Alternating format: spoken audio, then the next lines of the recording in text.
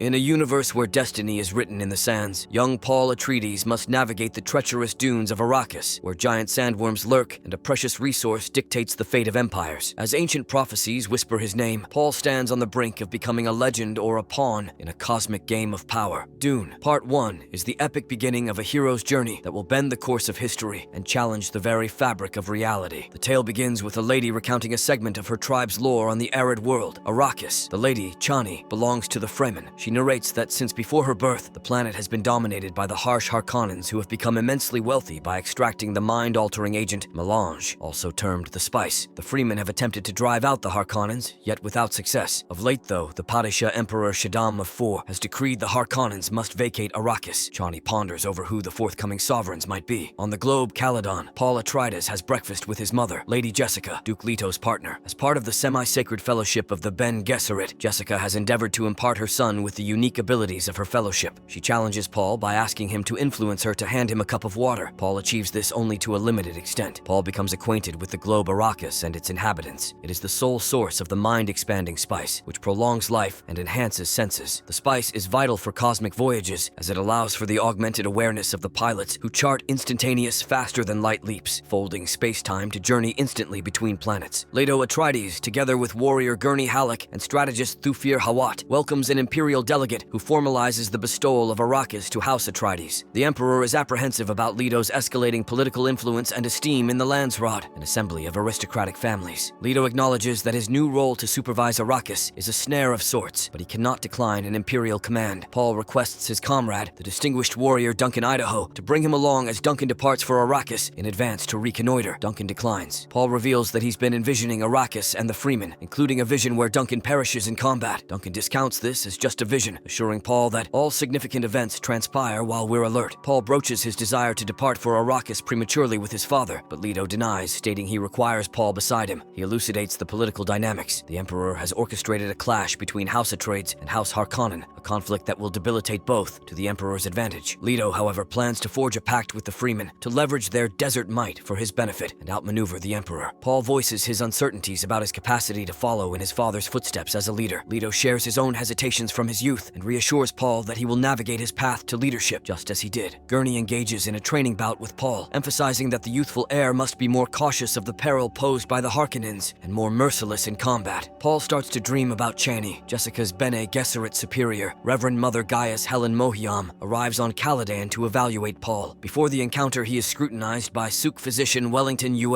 who cautions Paul that the Bene Gesserit pursue their own objectives. Mohiam subjects Paul to the ordeal of the Gom Jabbar, employing a toxic needle and a box that induces agony to assess his nature. Following the ordeal, Mohiam inquires about Paul's visions and if they occasionally materialize. Subsequently, Mohiam scolds Jessica for bearing a son for Duke Leto instead of the daughter she was instructed to bear. She alleges Jessica believes her offspring could be the Kwisatz Haderach, the realization of a Bene Gesserit messianic vision. Jessica affirms this notion, and Mohiam cautions her that Paul's talents are immature and he may perish in upcoming challenges. Upon Mohiam's departure, Paul queries his mother regarding Mohiam's implications. Jessica elucidates that the Bene Gesserit have been engaged in a meticulous breeding scheme for centuries to create a supreme intellect capable of perceiving the past and future. The Atreides land on Arrakis. As they exit their craft, the natives start intoning a chant unfamiliar to Paul. He inquires with his mother, who clarifies that it's a regional prophecy of the Lisan al-Gaib, the voice from another realm, a foretold savior on Arrakis. Jessica indicates they suspect Paul might embody this entity, but Paul dismisses it as mere folklore propagated by the Bene Gesserit. Jessica employs a Fremen aide, Shadout Mapes. Mapes perceives Jessica and Paul as embodiments of the Lisan al-Gaib and presents Jessica with a blade crafted from the fang of Shai Halud, the colossal sandworms rendering the Arrakis desert perilous. That evening, while Paul examines a hologram of the Muad'Dib desert rodent, he survives an assassination bid by a hunter-seeker drone when Mapes enters, diverting it. Leto inspects his new territory and uncovers that the Harkonnens have compromised a significant portion of the essential infrastructure. They resolve to present the matter to the Imperial mediator of the transition, an ecologist named Lyot Kynes, who has dwelled on Arrakis for years. Duncan Idaho returns from a stint among the Fremen. He informs the Duke that the Fremen are matchless warriors residing in enclaves known as Spaihts within the desert's caverns. Duncan corroborates Thufir Hawat's suspicion that the Fremen populace is larger than previously estimated. The chieftain of one such Spaihts, Stilgar, arrives to converse with Leto. Stilgar insists that the foreigners restrict their excursions to spice extraction zones. Leto declines but guarantees the sanctity of the Spaihts Spaihts, and that Fremen will remain unharmed under Atreides' governance. Paul extends an invitation to Stilgar to linger, yet he departs. Duncan acquaints the Atreides with Fremen innovations, including the hydration-preserving stillsuits and thumpers that summon sandworms. Leto's ensemble convenes with Liet Kynes to scrutinize the spice extraction processes. She examines their stillsuits and notes Paul has instinctively adapted his stillsuit in the Fremen style. In the vernacular, she remarks, "He shall comprehend your customs as though native to them." The group departs to witness a spice harvesting endeavor. The harvester, a sandcrawler, lures a worm, attracted by the machine's rhythmic tremors as it gathers spice. When an aerial transporter fails to retrieve the harvester, Duke Leto alights his fleet of ornithopters to salvage the miners. As Paul steps out to usher the miners aboard, he encounters a potent concentration of spice and experiences a sequence of premonitions, including one with Chani. He nearly plunges into the sands with the harvester before Gurney rescues him, pulling him into his father's ornithopter. They observe as the worm's vast, dentate gullet engulfs the sandcrawler entirely. Subsequently, Paul is assessed by Dr. Yue, who reassures Paul and his mother that the spice is mind-altering, but should pose no threat to Paul. Duke Leto awakes at night with the sense that something is wrong. He calls security but gets no answer. He finds Mapes stabbed to death and is shot with a paralytic dart that burrows its way through his body shield and into his back, rendering him helpless.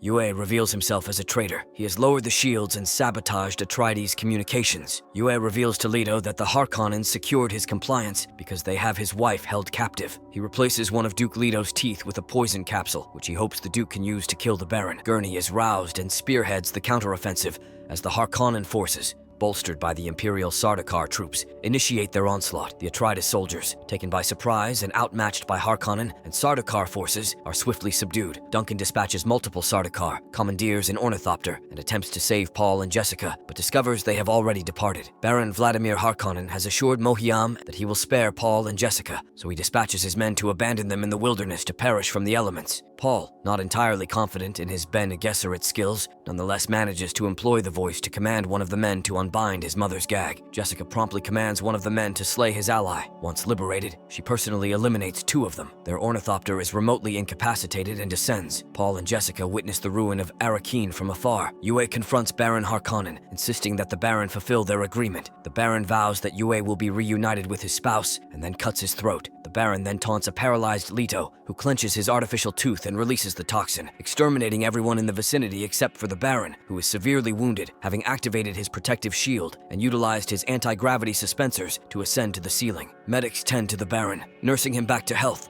Sheltering from a tempest in a survival tent, Paul's visions, induced by the spice, persist. Initially, they feature Chani, but soon morph into images of violent strife and fanatical crusaders, brandishing the Atreides banner and in Duke Leto's honor, proliferating throughout the cosmos like an unstoppable blaze. Paul is appalled by these revelations and reproaches his mother and the Bene Gesserit, yet ultimately finds solace in his mother's embrace. Paul and Jessica are salvaged by Duncan Idaho, who eluded the massacre. Duncan escorts them to Kynes, who has established herself in a forsaken terraforming outpost inhabited by Fremen. The Sardaukar locate them and mount an assault, with the Fremen eliminating numerous adversaries. Duncan heroically sacrifices himself to enable Paul, Jessica, and Kynes to flee. Paul and Jessica abscond in an ornithopter. Kynes activates a thumper, aiming to summon a sandworm and escape atop it, but she is fatally injured by the Sardaukar. Before they can land the fatal blow, a sandworm arrives, and Kynes lures it to her by hammering a stretch of drum sand. They are all consumed by the worm. Navigating the ornithopter through a formidable sandstorm, Paul envisions a Fremen man advising him, asserting that survival in the desert is a journey, and that one must synchronize with the rhythm of the terrain. Paul retracts the thopter's wings, allowing the storm's vortex to carry them deeper into the desert. They endure, but with the ornithopter impaired, they must commence a trek across the desert on foot. As they proceed, they are surveilled by Fremen. Jessica and Paul navigate toward their anticipated Fremen stronghold. Their actions summon a sandworm, prompting a dash to nearby boulders. The creature halts, seemingly scrutinizing Paul momentarily,